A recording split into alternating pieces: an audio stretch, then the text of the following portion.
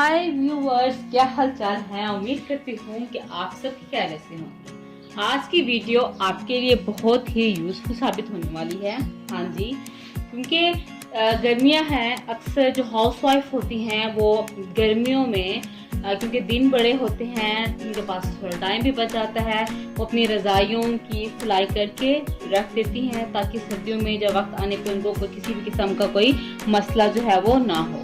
तो आज मेरे पास एक रजाई है, उसका इनर को स्टिच करने का मैं आपको प्रॉपर तरीका बताऊंगी कि रजाई के कवर में जो इनर यूज होता है तो हम उसको कैसे स्टिच करते हैं।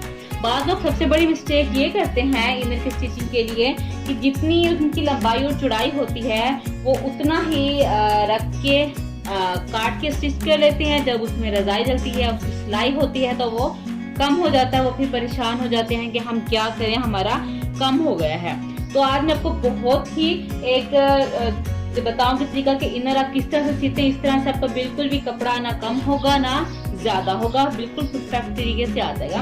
ये मेरे पास रजाई है, इसकी जो लेंथ है 2 गज 29 इंच है और इसकी चौड़ाई 1 गज और 18 इंच की है। इसकी लंबाई मैं आपको भी आपके सामने मेजर करके भी दिखा देती हूँ।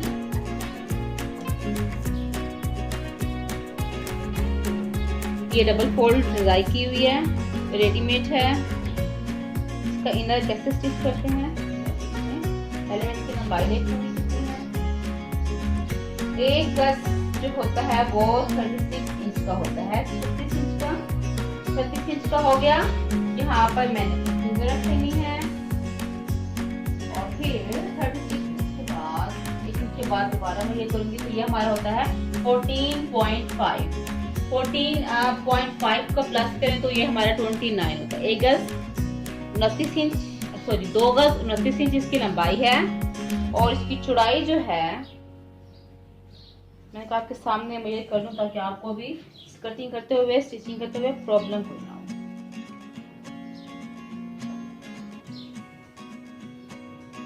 ठीक है,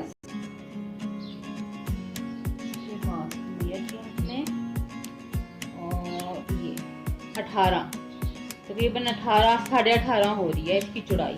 तो इसकी हम लंबाई और चौड़ाई में कितना कपड़ा ज्यादा लें। बात लोग होते हैं इसकी लंबाई से यूं कह देते हैं कि इतना ज्यादा रखें तो हो जाएगा, मतलब वो 3 इंच बनता है, लेकिन नहीं, फिर भी वो कम हो जाता है क्योंकि रजाई डलती है। थोड़ा सा खवातीन घर बैठी हुई है, वो जाके किसी को दे नहीं सकते स्टिचिंग के लिए, तो ये कोई मसला नहीं है। आप इस वीडियो को देखें और आराम से, आपके पास कपड़ा पड़ा हुआ है इनर स्टिच करने के लिए तो आप आराम से कर सकती हैं, बस देखती जाए।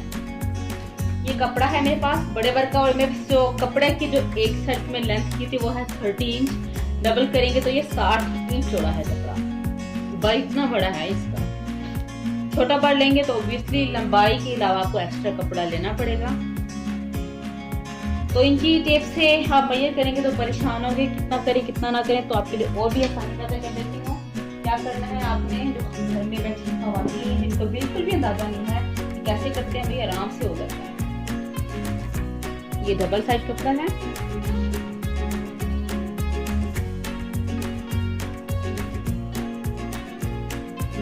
मेजर करते जाएंगे हम।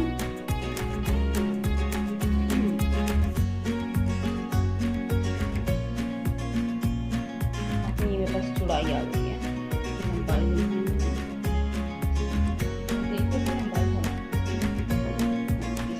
आ गई। कपड़ा आड़ा तिरछा है, इसको आप पहले सीधा कर लें तो बाद में सीधा कर दूंगी आराम से। इसको आप बराबर करें, बराबर करके ही स्टिचिंग का मार्जिन छोड़ते हुए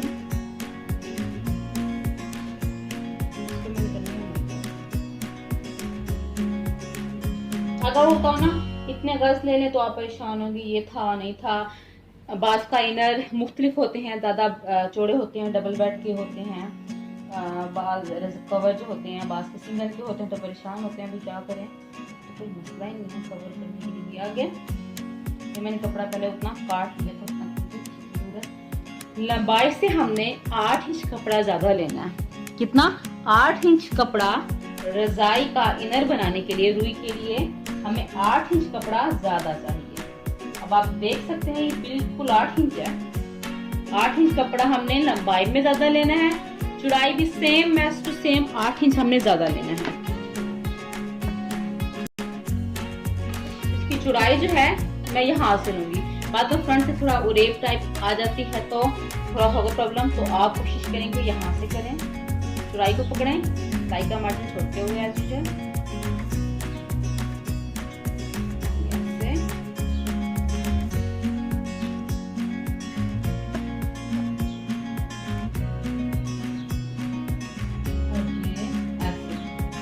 बाद लोग इतना रख देते हैं, कोई बात नहीं, स्टिच कर लेते हैं, हो जाएगा। लेकिन जब वो रजाई डालेंगे, क्योंकि इतना तो हमारी रजाई की चौड़ाई हो जाती है, क्योंकि एक रजाई अगर आप नॉर्मल एक आदमी की बना रहे हैं तो उसमें हमारे तकरीबन 4.5 किलो जो है वो हमारी रुई चली जाती है, 5 भी चली जाती है। तो ये है हमारा तकरीबन 5.5, तो ये कम हो रहा है। मैंने ये कपड़ा काट के रखा हुआ है 2.5 इंच का। ये सबसे पहले इस कपड़े की मैं इससे आपसे मैं कहती थी कि आप लंबाई में आधा गज कपड़ा ज्यादा ले लें, वो आपका कवर हो जाएगा, और उसके अलावा आप 1 गज कपड़ा एक्स्ट्रा ले लें, बाद अगर ज्यादा खुले तो कवर हो जाएगा। तो ये होगा 1 गज को अपने जितना कपड़ा हमारा कम हो रहा है, हमारा 2.5 इंच कपड़ा कम हो रहा है, तो मैंने 2.5 इंच कपड़ा काट लिया। ठीक है, इसको मैंने क्या करना है, इसका ये सिंगल पीस लेना है, यहाँ से इस साइड से यहाँ पे रखना है। मैंने इसको सारा जितनी भी लंबाई है सिंगल करके मैंने इसकी ऐसे करके मैंने सिलाई कर लेनी है। ये सारा सिलाई हो गया। फिर जब हमारी ये साइड और मैं आपको दिखाऊं, ये हमारा हो गया, एक साइड से हमने सिलाई लगा ली, इसको कवर कर लिया, ये हमारी साइड है। अब हमने सिलाई लगा लेनी इसको, यहाँ से सारी सिलाई हो जाएगी, यहाँ से भी सिलाई हो जाएगी, डबल ही सिंगल पे सिलाई लगानी है, और ऐसे ही सिंगल से भी। ये होने के बाद फिर हमने इसको ऐसे करके यहाँ से सिलाई लगा लेनी है। जो हमारा कपड़ा कम हो रहा था, कितना सा कम हो रहा था, वो हमारा आराम से कवर हो जाएगा। तो हमने क्या करना है, हमने लंबाई में भी 8 इंच ज्यादा लेना है और हमने चौड़ाई में भी 8 इंच ज्यादा लेना है। इसको आप सिलाई कर लें आराम से, कोई मसला नहीं, आप स्टिच करके रख दें। हाँ, अगर आप पॉलिस्टर की रजाई बनाना चाह रहे हैं तो उसके लिए हमें मैयर मुख्तलिफ करना पड़ेगा। पॉलिस्टर की रजाई के लिए आपने 4 इंच कपड़ा लंबाई में और 4 इंच कपड़ा चौड़ाई में ज्यादा लेना है, क्योंकि पॉलिस्टर की जो की बनी होती है वो ज्यादा चौड़ी नहीं होती, ज्यादातर इतनी ही होती है। तो उसके लिए हमें ज्यादा कपड़ा रखने की जरूरत नहीं है, क्योंकि रजाई हम डालते हैं ज्यादा होती है तो वो भी ज्यादा स्पेस जगह ज्यादा लेती है, उसके लिए हमें ज्यादा रखना है।